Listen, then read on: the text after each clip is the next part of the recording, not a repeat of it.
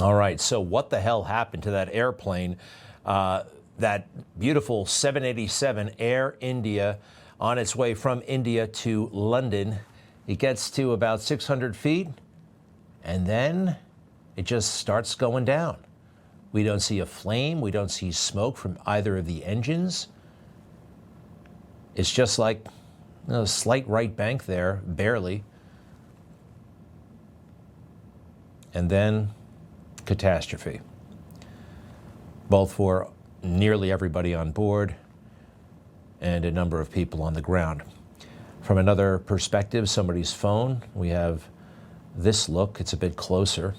Let's go ahead and roll that, please.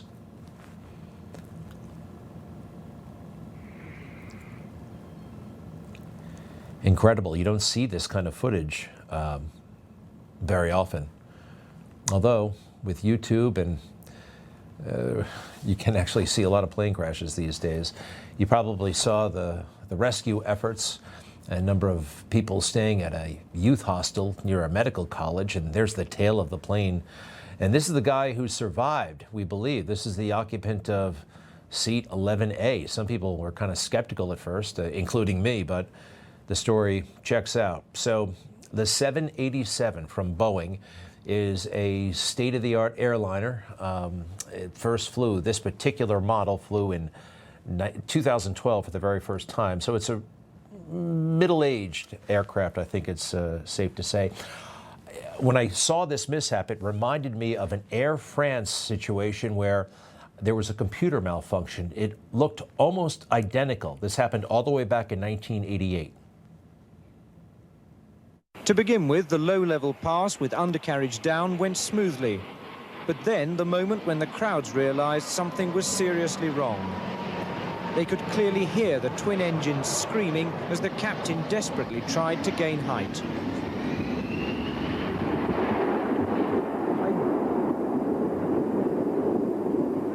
Oh la la. Oh yeah. Oh no, oh no, oh no, oh no, oh no.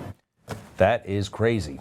Now, it doesn't look like it was a software issue. And then I thought momentarily that it could have been a weight and balance issue. If something became loose inside the plane and shifted to the back, it could have stalled. Like this 747 leaving Afghanistan during the war in Afghanistan.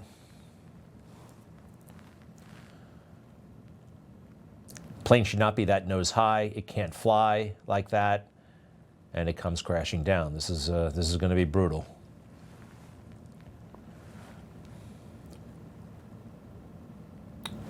Wow. Yeah, the weight and balance issue. Not everybody understands it. So this is a beautiful, very authentic looking model of a, let's go ahead, this is a Boeing 787 Air India, extremely well detailed. Now, a weight and balance issue would be, well, I'm balancing this thing on my thumb and finger, right? On my thumb and, okay, one finger now. This is a York peppermint patty. If, let's pretend this giant York peppermint patty was inside the airplane right in the middle, right? If it were right about there where the center of gravity is, the plane can fly just fine. But if it shifts to the back, if it shifts back here, it can't maintain its appropriate attitude. It's very specific where you put the cargo. But I don't think that's it either. All right, let's take another look at that plane. Folks have noticed that the flaps do not seem to be deployed. Go ahead and put that still up there. But the landing gear is down. Now, I've spoken to a number of my pilot friends, folks I flew with in the military, and one or two of them actually fly 787s right now, and this is what they're talking about. They think that the pilot may have mistaken the flap lever for the gear handle, or the gear handle for the flap lever. So watch again. As this plane gains altitude, the wheels should be coming up right about there, but they're not. They're still in the down position. And then for apparently no reason that we can see, the plane starts to descend. Now the engines were audible, so the theory is that the pilot may have raised the flap handle instead of raising the landing gear handle. Who knows? But it's a terrible tragedy, and we will know ultimately. Might be a year, might be less, but we will know what happened. Do we have time for Senator Padilla? Oh, Senator Padilla, the stranger. Who knows who this guy is? He looks like any guy I've ever seen at Shea Stadium. He is the most, no offense, pal, but, you're a pretty unassuming, bland-looking guy. You could be anybody. Let me see another picture of him. Here he is all dressed up. Do we have the... Yeah, okay. Still looks like Joe Blow. No disrespect. Most of us look like Joe Blow, okay? So he interrupts a press conference, and nobody knows who he is, so they throw him out. Tried to insert it in so I want to say thank you to every single person that has been able to do this. Hands up, hands up. Also, I want to talk Senator Alex Padilla. I have questions for the secretary, because the fact of the matter is a half a dozen violent criminals that you're rotating on your. All right, and the guy is like pushing back against the cops. You're not supposed to do that. Watch what happens next.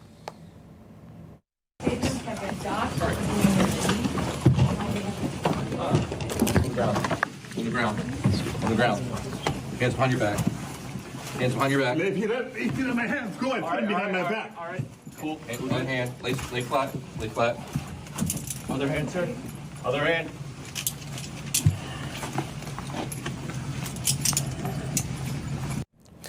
The gentlemen, the officers there are being totally professional. This guy was not where he should have been. He was about a good 3 feet in front of that press row. They were in the front row, then he was forward of them. The Democrats are trying to exploit this, and they say, well, he identified himself. So what? I'm Senator Padilla. It doesn't mean anything to anybody. It really doesn't. There are hundreds of lawmakers up there. Listen to this guy whine about it. His name is, I believe, Schatz, and he's from Hawaii. This is the second time I've ever seen the guy in my entire life.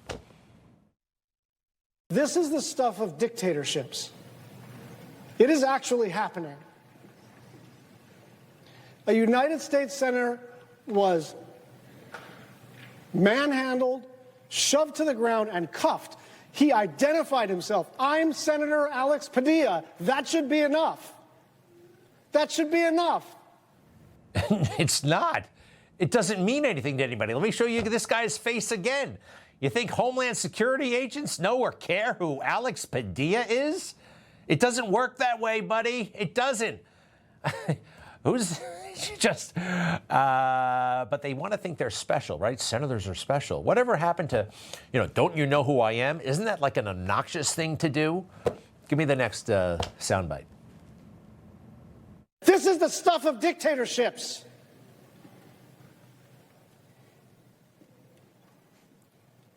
One of the officers who throws him to the ground, as he's clearly complying, cuffs him face down on the carpet. Yeah, well, he wasn't clearly complying. He was clearly resisting.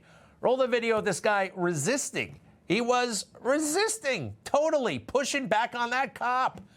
It's amazing what people will say when the evidence directly contradicts it, right? And you'll see, Democrats are going to, right, they're rallying around this. This is a dark time and indication of authoritarianism and all that nonsense.